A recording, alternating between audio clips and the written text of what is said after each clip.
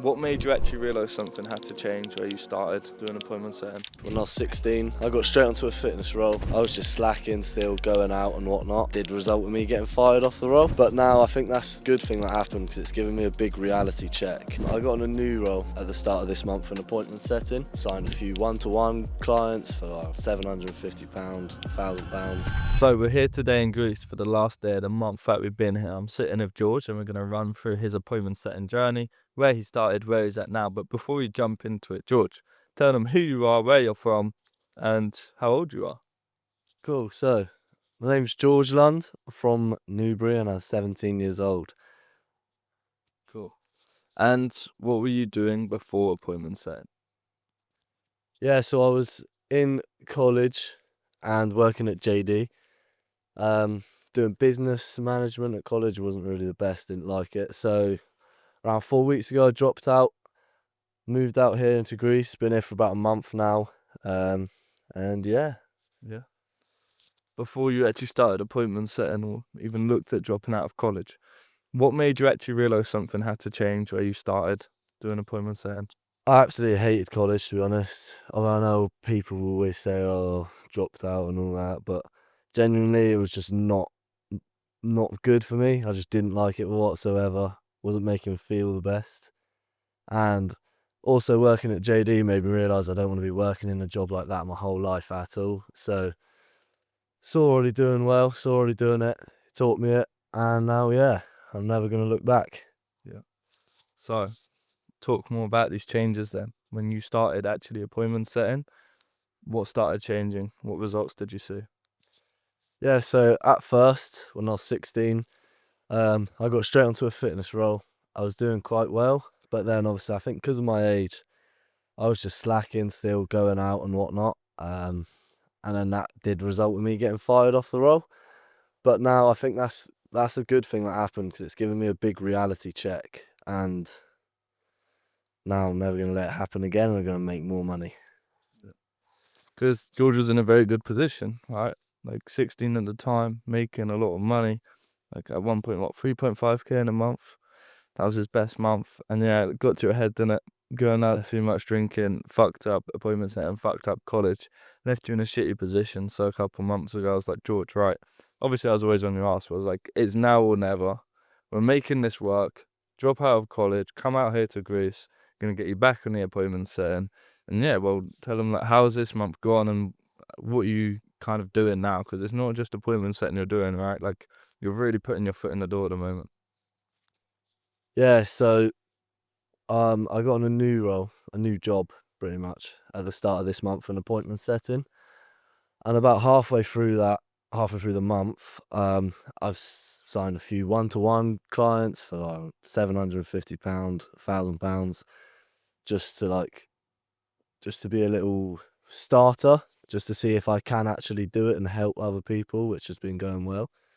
And then also I've started a thing with two other guys called Growth Op, where you're scaling other people's businesses. At the moment, our goal is to get this guy from like 16k to 20k to 30k to 40k to 50k and upwards of that. So signed him on, it was supposed to be a 3k up front, but he was pretty much broke, so he didn't get that. We got a 500 a month retainer and like a 30% rev share. Yeah. And then say we get into that 50k, 30% of that, and we do get the 3k once we get a few closes in, so it's good. Very decent indeed. So yeah, making some good progress now. What would you say is like your one biggest win, if you had to say? Quitting college. Yeah. Yeah. This guy really hated college. Okay. And what do you think like about the process, the help of the coaching that we've given you? What do you feel like is the main thing that's actually helped you get here? The fact that it's not just one person helping you, is a community full of like, how many people? 50 odd people, 60 now. 60 people, 3 coaches, and like it's not even about that, it's the network that just comes along with it.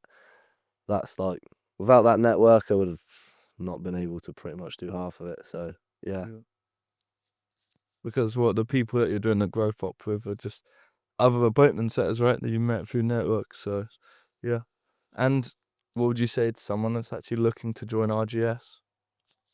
Don't even think twice about it. Like, the amount of boys in there that are making a lot of money now, like, it's crazy. The network is crazy. Like, it's something, I don't even know how to word it. I had something in my head, but can't think of it now.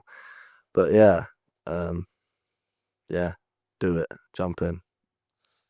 So if there's someone back in your position, because I know most of my mates or most of the UK, in my opinion, are in that position where they're in college or sixth form or maybe even past that point now, working part-time on a full-time job where, like George was saying, it's just shitty. It's like, well, where the fuck are you gonna go with it?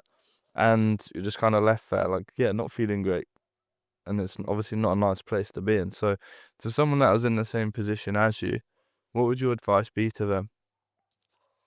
So I'd say start it up on the side, see if you like it. If you don't like it, cool. There's other stuff out there. But if you do, start up on the side until it replaces your main income. And then once it does, if you're enjoying it and you think you've got good potential with it, then I'd say just go all in, because why not, pretty much.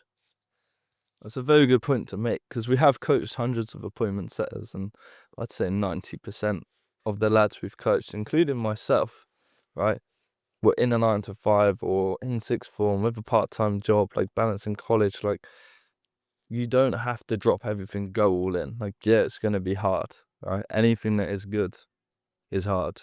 You have to, like, nothing good comes easy. That's the better saying. So it's going to be hard. You're going to have to balance everything else on the plate and then working till late.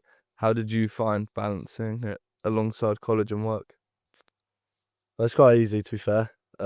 Literally like when you're starting out, it can just take a few hours a day.